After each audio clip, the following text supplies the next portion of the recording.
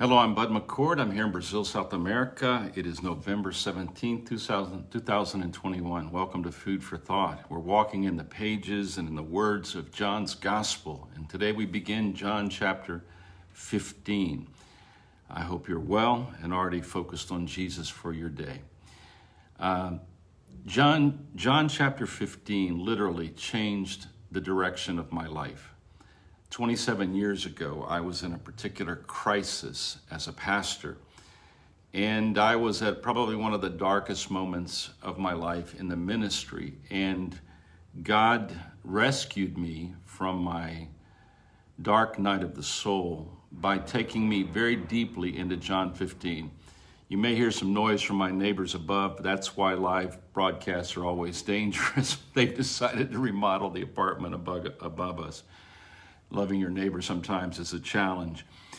John chapter 15 changed my life. It changed my understanding of how the Christian life works. It changed my understanding of how the Christian life is sustained. It changed my understanding of my own responsibility as a pastor. And so for the next few days, we're going to be talking out of John chapter 15. I have to be very careful because I could stay here in John 15 for about 3 months, literally.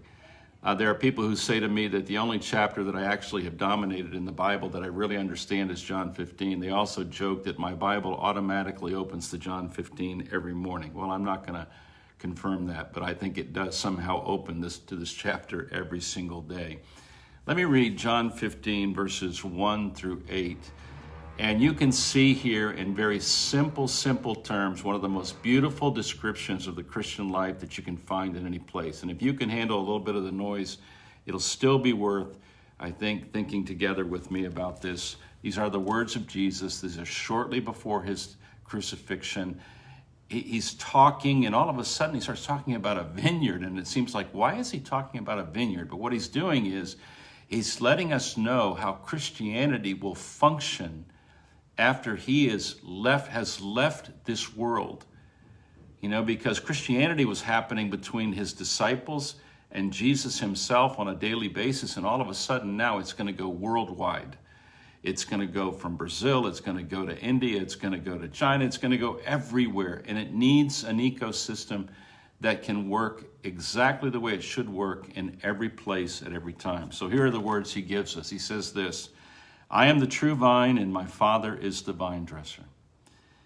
Every branch in me that does not bear fruit, he takes away, and every branch that bears fruit, he prunes that it may bear more fruit. You are already clean because of the word which I have spoken to you. Abide in me, and I in you. As the branch cannot bear fruit of itself unless it abides in the vine, neither can you unless you abide in me. I am the vine, you are the branches. He who abides in me and I in him bears much fruit, for without me you can do nothing. If anyone does not abide in me, he is cast out as a branch and is withered, and they gather them and throw them into the fire, and they are burned. If you abide in me and my words abide in you, you will ask what you desire, and it shall be done for you. By this my Father is glorified, that you bear much fruit, so you will be my disciples. Let me read the last verse again. By this abiding, by you being in connection with me and cooperating with me, by this my Father is glorified, is made visible and available. And that you bear much fruit, and so you will be my disciples. There's no other way to be a disciple except through abiding.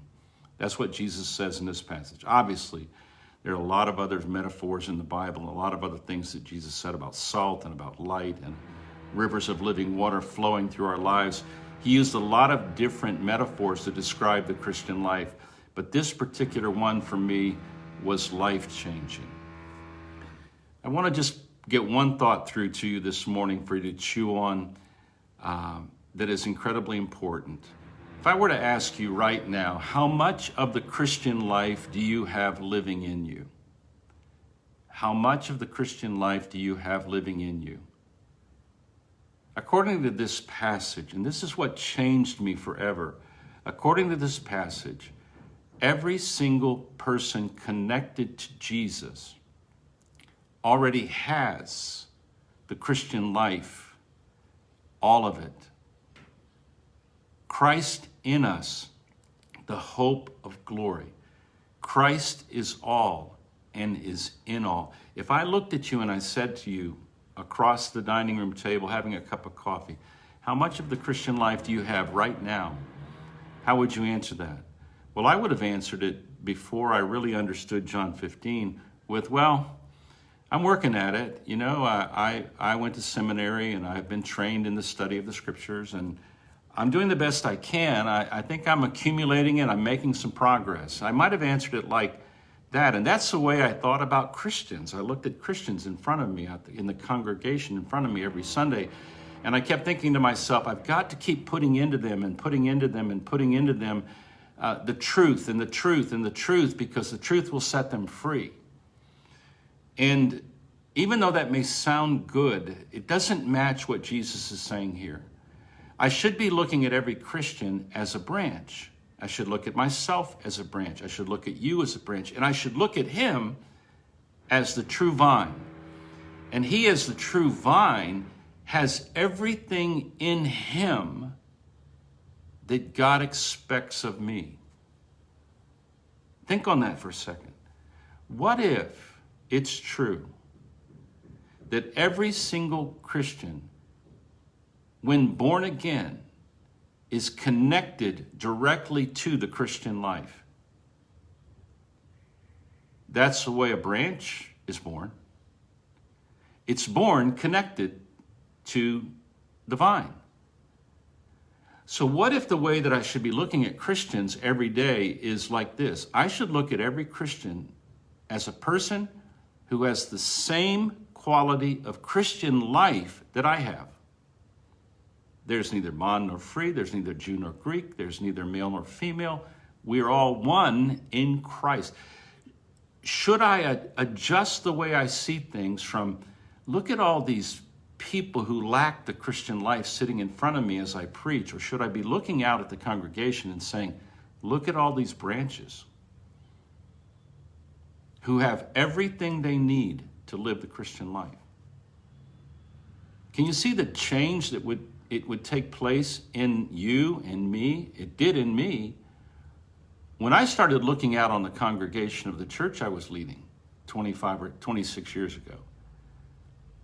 They were transformed from people that had a deficit to people connected to Jesus. It altered the way that I treated them. It altered the way I looked at them. I didn't start from what was lacking in them and think that I could somehow fix it. No, I started looking at them like, you have the Christian life. Let's live it together. Can you see the dynamic of this? There's a statement that I make when I teach this material to leaders, because I think leaders really think that their main job is to fix what's broken. I said, you don't fix what's broken in a vineyard. You encourage what's alive in a vineyard. And what's alive is the vine. The vine is alive. The vine is not sinning. The vine, the true vine, is continuously giving itself to the branch, but the branch has to cooperate. And there is a voluntary nature to this cooperation. But we should start from abundance and not from lack.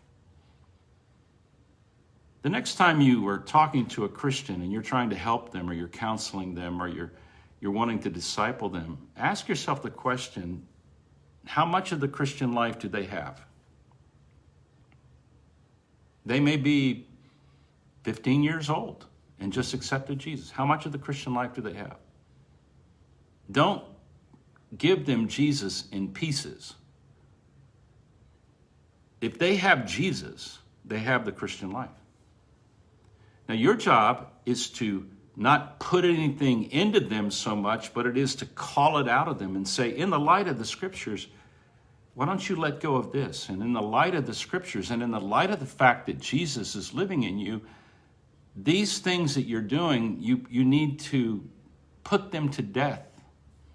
Or just throw that away. It doesn't match. It doesn't fit in the vineyard. It doesn't fit with Jesus. Can you see the possibility, the change that takes place when you look at every single believer and you look at them and you start from this thought? since they are connected to Jesus, they have life, abundant life. Since they are connected to Jesus, they can, if they will cooperate, bear the fruit that the Father wants. It changes everything. Well, that's what happened to me 26, 27 years ago. A burden was lifted off of me, and the burden is I didn't have to fix people anymore. I needed to take them to Jesus, and take them to Jesus, and take them to Jesus. I became so weary of trying to fix people.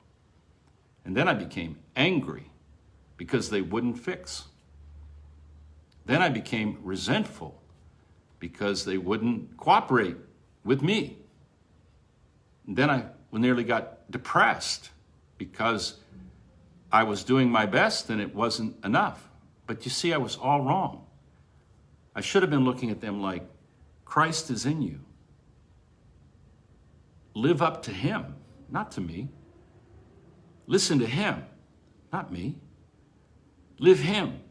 You're not broke. You're not broken. You're alive in the Spirit. You're not dead. You're in the kingdom of light. Let me help you bring that out into the open. So now my method for discipling people is I take them to Jesus and I leave them there. And when they wander away, I take them back. And when they wander away, I take them back. That's what I do for myself.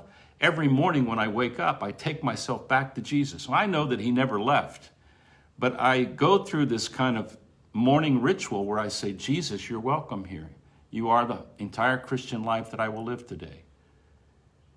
I have everything I need in order to love the people I need to love today because you are the true vine and I am your branch. Jesus, I want to cooperate. I want to receive. I want to rejoice. I want to release. You see the difference? I'm telling you, it changed my life. It changed my ministry.